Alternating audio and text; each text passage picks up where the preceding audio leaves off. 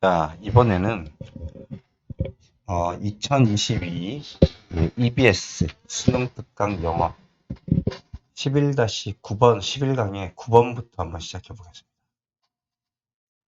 자, 아이들의 이론 의존성. 이건 무슨 얘기냐면 아주 어린 아이들 같은 경우에는 이론이 없으니까 자신의 경험에 의존해서 행동하지만 6세에서 한 7세, 8세 이상이 되면 자신이 알고 있는 이론에 맞추어서 대상들을 이해하려고 하기 때문에 그 이론에 맞지 않은 것들은 다 배제시키려고 하는 그러한 어떤 선입견 같은 게 생긴다는 얘기입니다.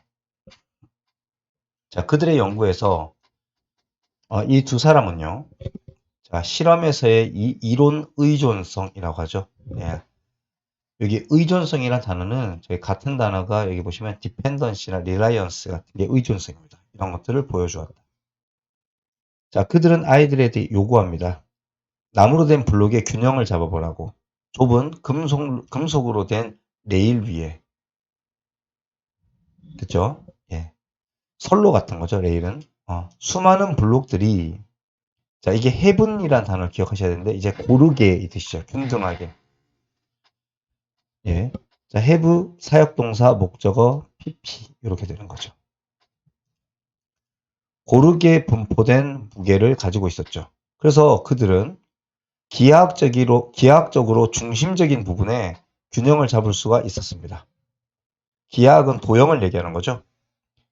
다른 블록들은 눈에 보이는 그리고 보이지 않는 어떤 무게들이 한쪽 편 끝에 있었습니다.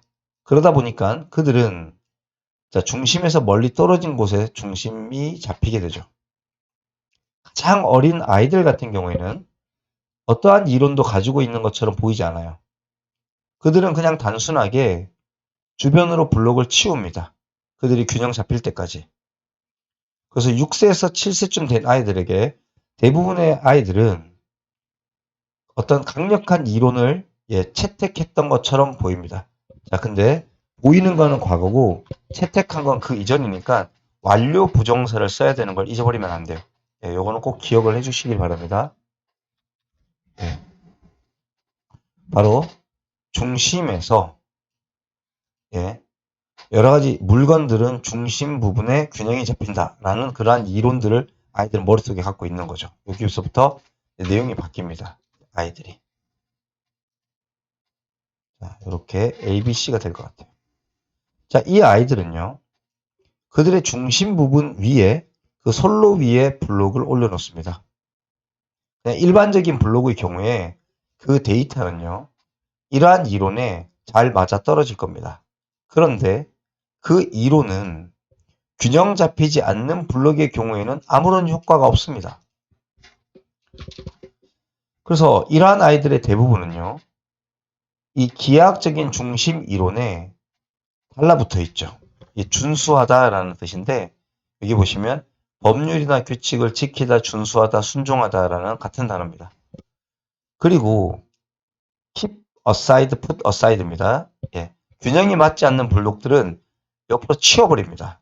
자, 뭐로써? 이건 균형 잡기 불가능하다라고 그런 것으로써 치워버립니다. 영어에서 as 다음에 뭐뭐라고 뭐뭐로서라고 as가 해석될 때는 보호가 오기 때문에 뒤에 형용사와 같이 씁니다. 이 단어 기억하시고요. 예, 어휘 문제가 나올 수도 있죠. possible이라고 써서. 그래서 그러므로 우리는 이러한 경우들을 가지고 있는 것처럼 보입니다. 자, 거기에서 6세와 7세 아이들의 실험은요. 이론에 의해서 방향이 잡히죠. 그리고 그 데이터들이 이론에 맞지 않을 때 그 아이들은 그 데이터를 변경시킵니다. 조절해버립니다. 그래서 균형에 맞지 않는 블록들을 전부 다 포함시키지 않는 것은 배제시킴으로써 그래서 not including은 excluding하고 같은 말이죠. 배제시키다라는 뜻이죠. 자, 11-10번 어린 숫소들의 사회화. 어린 집에서 기르는 소들은요. 레얼리는 거의 뭐뭐하지 않다는 거죠. 거의 더 나이가 많은 이 그 무리에 있는 사이레스라는 것은 저기죠. 그 종마라고 얘기하죠. 말 중에서. 예, 그러니까 이제 모든 이 말들의 이제 정자를 제공해 주는 말. 그러니까 여기 에비말이라고 하는데 아비소라고 하는데 그 아비가 되는 그러한 소들 주변에서 성장하지 않습니다. 그래서 그들은요, 더 나이가 많고 힘이 센 황소들과 함께 싸움의 놀이를 할 수 있는 기회가 없습니다. 그리고 역할의 모델로서 이러한 무리의 아비소들을 관찰할 기회가 없죠. 아, 굉장히 손해겠죠. 그러니까 애들끼리 있으면 사고를 친단 말이에요. 그 얘기가 나올 겁니다. 대신에 윗문장이 부정문일 때 instead를 쓰셔도 되고요. instead와 같은 단어가 rather이 있죠. 예. 자, 이것과는 대신에 그들은 목초지나 먹이를 주는 울타리 속에 함께 무리를 지어 삽니다. 거기에서 그들은 서로 레슬링을 하죠. 그들의 장난기 어린 나이 또래의 친구들과. 이게 나쁜 겁니다. 그들은 모두 똑같이 매치들은 경기를 하는 거니까 비등비등하기 때문에 그들은 공격적인 행동 하나만 보여줌으로써 서로서로의 힘을 측정하다는 뜻입니다. 측정할 수 있는 능력을 개발하지 못합니다. 그러니까 실제로 치고받고 싸워봐야 아는 거지 그냥 겉만 보고는 알 수가 없죠. 어른들이었으면 금방 알았을 텐데. 그래서 실제로 이러한 그 사육장이겠죠. 이 사육장 안에서 여기 많은 굉장히 좋은 얘네들한테 마음에 드는 이렇게 밀어 서로를 막 밀치는 그런 어떤 경기가 얘네들이 좋아하는 그러니까 이거는 이제 굉장히 수많은 뭐 자기가 마음에 드는 뭐 밀치는 경기가 자신이 좋아하는 방식이 되어버리죠. 이게 settling a score이라 그러면 자신의 스코어가 명사로 흉터 상처란 뜻이 있습니다. 자신의 상처를 어드레스, 세틀링은 다루다, 해결하다. 상처를 다룬다는 것은 분풀이를 하다, 뭐 이런 뜻입니다. 그래서 보복하다, 분풀이하다는 뜻입니다. 그래서 지루한 것을 카운터 밸런스나 그 다음에 업셋, 힌덜, 카운터렉트는 전부 다 상쇄, 제거하다 이 뜻이죠. 그러니까 지루함을 상쇄시키기 위해 분풀이하는 선호하는 방법이 막 미는 겁니다. 그 결과로 이 어린 수소들은 알게 되죠. 모든 그 지배력에 대한 어떤 싸움은 해결될 거라는 것을 바로 신체적인 갈등에 의해서. 그래서 맨날 치고받고 싸운다는 거예요. 자, 리절트 인이죠. 그 결과로, 리절트 인은 수동태가 절대 없습니다. 훨씬 더 심각한 부상을 일으키거나 굉장히 비싼 대체소를 데려와야 됩니다. 자, 야생에서 흔히 있는 것보다. 자, 그 다음에 한번 보겠습니다. 자, 내버려 두는 거죠. 렛은. 우리의 어린 황소들이 다른 어떤 황소들 사이에서 목초지에서 성장하도록 우리의 소들을 갖다가 허락하는 것은 그들을 더 잘 적응하게끔 만들고 그들에게 필요한 기술을 줍니다. 바로 이 지배력의 어떤 다툼을 해결할 수 있게끔 뭐 과시를 통해서 실제로 치고받고 싸우는 것이 아니라 이렇게 되는 것 같습니다. 그래서 에비소와 같이 있으면 좋은데 그렇지 않아 가지고 소들이 불필요한 싸움과 신체적인 어떤 갈등을 일으켜서 부상을 당하는 경우들이 생긴다는 얘기죠. 예. 그래서 요 내용은 뭐 괜찮은 글이죠, 그죠? 그래서 이렇게 A, 여기서 여기까지 B, 여기까지 C 이렇게 될 것 같습니다. 자, 11-11 의사소통의 어려움. 자, 의미라고 하는 건요. 다른 사람들의 어떤 의사소통에 상징적인 어떤 해석에 기반을 두고 있다. 자, 상징적인 해석이라 그러면 상징이 뭐다? 글, 숫자, 말, 이렇게 몸짓 이런 걸 얘기하는 거죠. 그런 걸 해석해야 됩니다. 예, 이게 이제 이 글의 주제문이고요. 그 해석을 하기가 어렵기 때문에 의사소통이 잘 안 되는 거죠. 우리는 그 사람의 의도된 의미를 이해하기 위해 다른 사람의 머릿속으로 갈 수가 없기 때문에 그 상징의 사용에 우리 자신의 해석에 의존할 수밖에 없습니다. 뭐 단어나 제스처, 몸짓, 다른 행동들. 자, 스탠드포는 뭔가를 상징하다는 단어죠. 그래서 뭐 symbolize라고 쓰면 되겠다, 그죠? 예.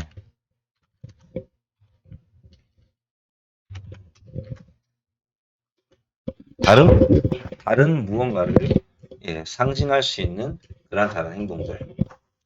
자, 누군가가 이런 말을 했습니다. 나 배고파. 그 말의 의미는 이해가 되죠. 비록 우리가 직접적으로 그 사람의 배고픔을 경험하지는 않겠지만 우리는 equate A with B죠. equate. 예, 보시면 그 진술과 우리 자신의 배고픔의 감정을 동등하게 여길 겁니다. 다른 사람의 의사소통에 대한 우리의 반응이 우리 자신의 경험에만 의존하고 있기 때문에 주관성이죠. 우리의 의사소통의 어려움이라는 것은 바로 이 동일한 상징적인 단어나 제스처에 서로 다른 해석에 기반하고 있다는 것이죠. 즉, 내가 배고픈 것이 당신의 것이죠. 소유 대명사입니다. 유월이 아니고 유월즉. 당신의 배고픔만큼이나 즉각적이지 않다는 게 우리가 의사소통하기 어려운 이유입니다. 방 안의 온도가 나만큼 차갑게 느껴지지 않는 게 문제인 거죠. 나의 경험의 배경이나 느린 인지적인 처리 과정이 의미합니다. 자, it take 사람, 시간, 투부정사인데 요거는 조금 알려드리면 뒤에 건 동일하고요. 예. 요 문장을 다른 형태로 쓸 수가 있습니다. 자, it take 사람, 누구누구에게 무엇을 필요로 하다라고 하는데 요거를 어떻게 쓰시면 되냐면 여기 me를요. 여기 for 앞에 의미상의 주어로 넣을 수 있습니다. 이렇게 쓰시면 됩니다. 그러니까 내가 투부정사하는데 더 긴 시간이 걸린다. 이거나 나에게 투부정사하는데 나에게 긴 시간이 걸린다 하는 거나 똑같습니다. 그래서 해석을 하면 당신에게 명확해 보이는 자, appear 형용사죠. 당신에게 분명한 자 이제 obvious는 clear이죠. 그죠? 네, 분명해 보이는 그러한 문제에 대한 유사한 이해에 도달하는데 나에게 더 긴 시간이 걸린다는 것을 의미한다. 그래서 이 지문은 꼭 알아두시고 예, 밑에 지문도 꼭 알아두시기 바랍니다. 자, 12번 가볼게요. 우리의 세계를 지배하고 있는 중력의 힘은 자, 능동형일 때는 뒤에 목적어가 오죠. 중력이라는 것의 힘은 비등방성의 공간 속에서 우리를 살아가게 만든다. 비등방성이라는 것은 방향에 따라서 힘의 세기가 달라진다는 뜻입니다. 방향에 따라서 힘이 동등하지 않다라는 뜻이죠. 즉 어떤 공간이냐면 이니치더라고요. 다이나믹이라고 하는 것은 보통 역학이죠. 힘의 작용, 역학. 즉 역학적 관계가 방향에 따라 달라지는 그런 공간이죠. 네, 이게 이제 요 글의 중심 내용이고요. 그래서 위로 올라간다는 건요. 저항을 극복한다는 것을 의미하죠. 왜냐하면 중력이 있으니까 위로 올라가려면 힘을 많이 써야 됩니다. 그것은 일종의 힘을 넘어서는 거니까 저항을 해서 중력을 이기는 거니까 승리라고 하고요. 아래로 떨어지는 것은 아래로부터 잡아당기는 힘에 항복하는 겁니다. 서렌더는 항복이죠. 저희가 이런 단어를 비슷한 걸 봤다 그죠? give in. 그 다음에 yield. 이게 항복이라는 뜻이죠. 그러므로 수동적인 순종, 여기가 이제 순종이라는 뜻입니다. 으로써 경험되어진다. 그 다음 한번 볼게요. 그것은 이러한 공간의 불균형성, uneveness, 불균형성으로부터 따라온다. 데디아가. 다른 위치가 역학적으로 이렇게 불균등하다는 거죠. 역학적으로. 그러니까 위치에 따라서 힘이 가해지는 게 달라지는 겁니다.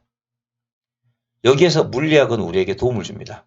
자, 뭘 지적해 주냐면요. 데피코즈니까 주어 동사 두 번 할게요. 중력의 중심부에서 멀어지는 것은 노동을 요구한다는 거죠. 그렇죠. 힘을 이겨내야 되니까. 그렇기 때문에